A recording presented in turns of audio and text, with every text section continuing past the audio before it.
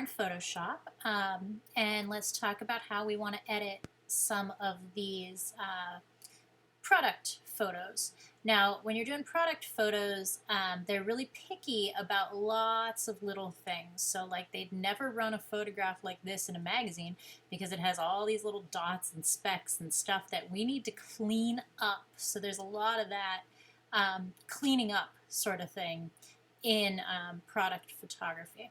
So I'll start by unlocking it just by clicking that little lock, and it unlocks it so that you can edit this, right? Now, just like all the other times we've edited over here, you could do all your basic adjustments, right? We can make the brights brighter, make the darks darker. And in all of these that I've been doing, I like to make the darks darker because it makes it a little more contrasty against the silver and against the teal. And the last photograph that I also did, I bumped up the saturation and the vibrance because this Tiffany teal color, which is like their signature color, really pops when you do that, and I think that's awesome. All right, so the next thing I want to do is take care of some of these little spots. So I'm going to zoom in down here, and there were a couple little specks on the top of my jewelry box. So here is, you've got the spot healing brush tool.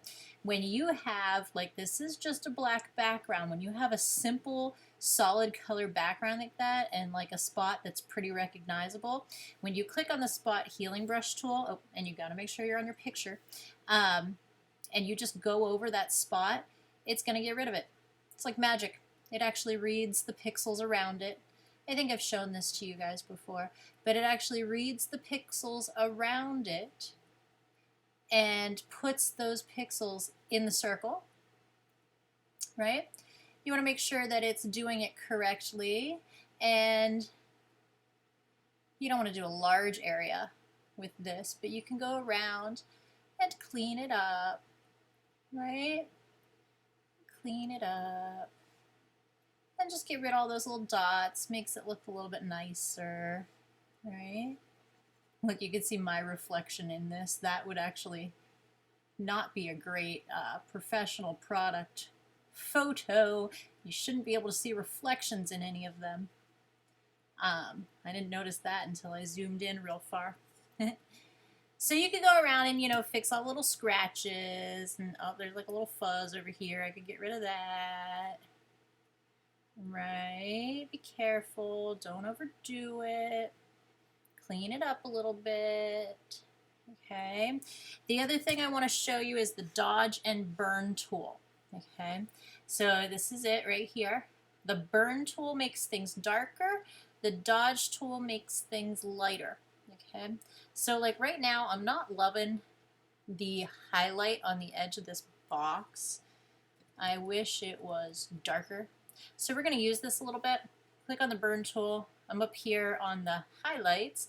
I'm taking the exposure way down because I don't want it to turn like gray on me. So let's see if we could just tone that down a little bit so it's not so glaringly bright in your face. That works a bit, right? Same if you have, like, you know, some spots that are too bright that you don't like. You can try to tone them down a little bit.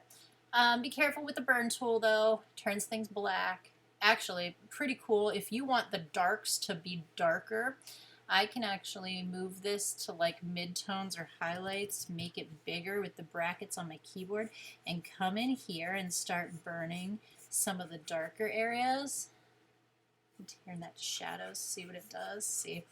And it makes the blacks blacker. There you go. That's kind of nice, right? Right. Okay. I can also take and crop this, and, you know, since we're not printing, you guys can crop it however you would like, honestly. I would try to keep it relative to a, you know, photo, you know, shape. Try not to make it too crazy, but I kind of want to cut the wall out of this one. Let's see how that looks. I think I like that a lot better. Yeah, I like that a lot better. So Those are just some simple basic things you can do to brighten up your photo a little bit now that we have access to Photoshop. Let me know if you try to download Photoshop on your computer at home and how it works for you. And we'll see how many of you have it, and I'll start posting some cool Photoshop things that we can do. Okay? Good luck. Have fun. Don't overdo it.